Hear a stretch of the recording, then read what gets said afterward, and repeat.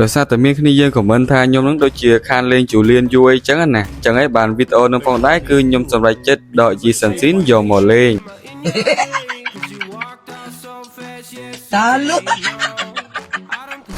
អេនិយាយលេងនិយាយមែនអីអ្នកទាំងគ្នាគឺថាជូលៀនមករយៈហ្នឹងដូចមានអារម្មណ៍ថាពិបាកលេងដល់ហើយមករយៈចុងក្រោយហ្នឹងគឺថាខ្ញុំលេងជូលៀនអត់កើតទេគ្នាយើងលេងជូលៀនអត់ដៃឈ្នះហ្មងអីចឹងណាចឹងហើយបានគ្នាយើងអត់សូវឃើញវីដេអូខ្ញុំលេងជូលៀនឬក៏វីដេអូខ្ញុំផុសជូលៀនចឹងទៅហើយឥឡូវហ្នឹងផងដែរហ្នឹងគឺថាខ្ញុំភាកច្រើនដកយកតែម៉ាទេសយកមកលេងទេដោយសារតែ season ហ្នឹងគឺម៉ាទេសហ្នឹងគេដកលេងច្រើនខ្លាំងមែនតើអ្នកទាំងគ្នាដោយសារតែម៉ាទេសហ្នឹងវាស្រួលលេងអីចឹងណាអ្នកចេះលេងល្មមអីក៏អាចលេងម៉ាទេសបានដែរដោយសារតែ skill របស់វាហ្នឹងតែ skill ទី1ទី2ហើយចាក់យកតែម្ដងអញ្ចឹងណាអូបើថានិយាយទៅកប់សេរីយក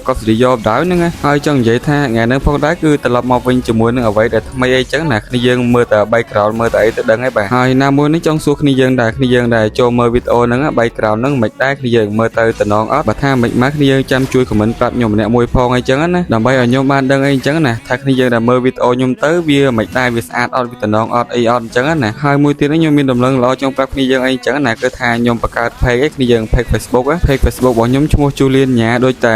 YouTube របស់ខ្ញុំផងដែរគ្នាយើងចាំជួយទៅ follow ម្នាក់មួយផងហើយសម្រាប់ link នេះគឺថាខ្ញុំដាក់នៅក្រោម bio YouTube របស់ខ្ញុំផងដែរគ្នាយើងអរគុណអ្នកទាំងគ្នាទុកមុនផងដែរហើយដូចតែគ្នាយើងបានដឹងហើយថាខ្ញុំនឹងមិនសូវបកកែ voice over ច្រើនប៉ុន្មានទេចឹងហើយភាគច្រើនអ្នកដែលចូលមើលវីដេអូរបស់ខ្ញុំអត់សូវឃើញវីដេអូខ្ញុំ voice over ប៉ុន្មានទេបើថាទៅថ្ងៃមុខប្រហែលជាខ្ញុំអាចនឹងបញ្ចូលសលេងវីដេអូច្រើនអីចឹងណាដោយសារតែឥឡូវហ្នឹងផងដែរគឺថាខ្ញុំធ្វើអត់ទាន់បានទេអ្នកទាំងគ្នាតោះកុំឲ្យសាំតាប៉ែយូរតោះយើងមកមើល gameplay ទាំងអស់គ្នាហ្មងទៅ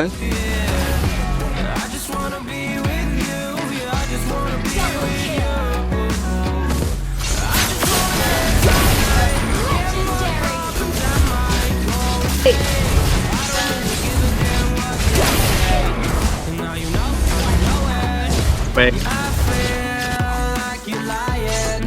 My reputation is driven by bravery.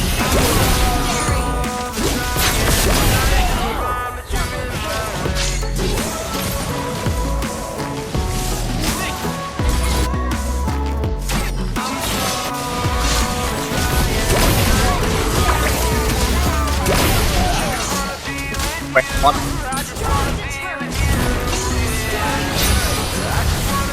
Victory will be decisive. What?